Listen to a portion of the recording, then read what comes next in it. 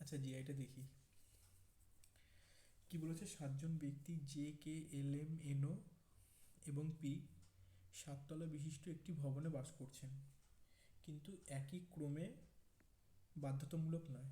মানে ওরা পরপর জে, কে, এল, এম, এনও মানে যে অর্ডারে আছে, অ্যালফাবেট যে অর্ডারে থাকে সেই অর্ডারে নেই। ঠিক আছে। এবার কি বলেছে যে যেমন নিচের তলাটিকে এক হিসেবে ধরে উপরের তলাকে সাত সংখ্যা হিসেবে গণ্য করা হয়। মানে সোজা কথা, নিচের তলার নাম্বার হচ্ছে এক, আর একদম উপরের তলার যে টপ ফ্লোরটা সেটার নাম্বার হচ্ছে সাত। ঠিক আছে। এক, দুই, তিন, চার, পাঁচ, ছয়, সাত। এই যে সাতটা তলা, এটা হচ্ছে এক, দুই, তিন, চার, পাঁচ, ছয়, সাত। এবার আমরা যা যা বলা আছে আমরা শুধু সেগুলো বসাতে বসাতে যাবো। দেখ কি বলেছে। কে বাস করে পঞ্চম তলায়, মানে কে হচ্ছে পাঁচতলায় থাকে, হয়ে গেল। এবার কি বলেছে, কে এবং পি এর মাঝখানে একটি তলা রয়েছে। দেখ বলেছে কে আর পি, পিকে আমি যেখানেই বসাই কে আর পি এর মধ্যে একটাই তলা থাকবে।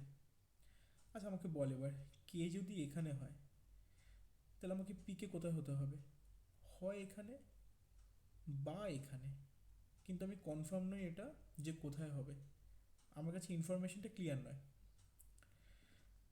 এবার কি বলেছে, ও এর দুতলার উপরে একটি নিখুঁত বর্গ সংখ্যাযুক্ত তলায় বাস করে এম। ও এর দুই তলা ওপরে একটি নিখুঁত বর্গ সংখ্যাযুক্ত তলায় বাস করে এম। আচ্ছা আমাকে বল, এখানে যতগুলো তলা আছে, এক, দুই, তিন, চার, পাঁচ, ছয়, একমাত্র যে 4 নম্বর তলাটা, এটাই একটা নিখুঁত বর্গ না, মানে পারফেক্ট স্কোয়ার না, তাই তো?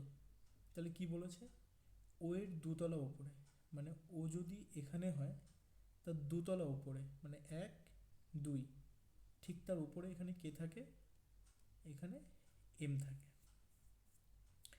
বলছে এন এর ঠিক নিচে এল বাস করে। ঠিক আছে। এবার দেখ আমার কটা জায়গা ফাঁকা আছে, 2 নাম্বার, 6 নাম্বার। আমি যদি এখানে এনকে বসাই তাহলে তো আমার হবে না, কারণ তার নিচে আমি এলকে বসাতে পারবো না, ওখানে অলরেডি কে অকুপাই করে আছে। আবার আমি যদি এনকে এখানে বসাই তাতে তো আমি নিচে বসাতে পারবো না, তাই না? কারণ নিচে তো অলরেডি ও রয়েছে। তাহলে অবভিয়াসলি আমাকে এই যে আমি পিকে বসিয়েছিলাম এখানে, তার মানে পি এখানে হবে না, আমার তার মানে এন এখানে হতে হবে। আর কি বলেছে, এন এর ঠিক নিচে বাস করে এল, তাহলে এন এর ঠিক নিচে বাস করলো এল, এটাও হলো। এবার বলছে দেখ, জে এবং এন এর মাঝখানে ফাঁকা আছে আর একটাই ঘর, এখানে অবভিয়াসলি যেই বসতে পারে, কিন্তু যে কন্ডিশনটা দিয়েছে সেটা একবার মেলাই। বলছি জে এবং কে এর মাঝখানে বসবাসকারী, না কি বলেছে, এন এর মাঝ, হ্যাঁ, জে এবং,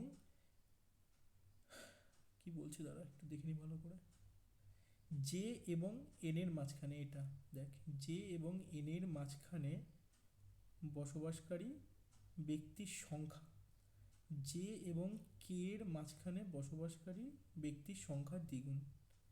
জে এবং এন এর মাঝখানে বসবাসকারী ব্যক্তির সংখ্যা, জে কে যদি আমি এখানে বসাই, মানে জে আর এন এদের মাঝখানে বসবাসকারী ব্যক্তির সংখ্যা। ঠিক আছে। কি বলেছে, জে এবং কে এর মাঝখানে বসবাসকারী ব্যক্তির সংখ্যার দ্বিগুণ। জে আর কে এর মাঝখানে বসবাসকারী ব্যক্তির সংখ্যার দ্বিগুণ। তার মানে দেখ জে আর কে এর মাঝখানে কজন আছে, দুজন, এম আর পি। আর কি বলছে তাহলে সেটা হচ্ছে জে আর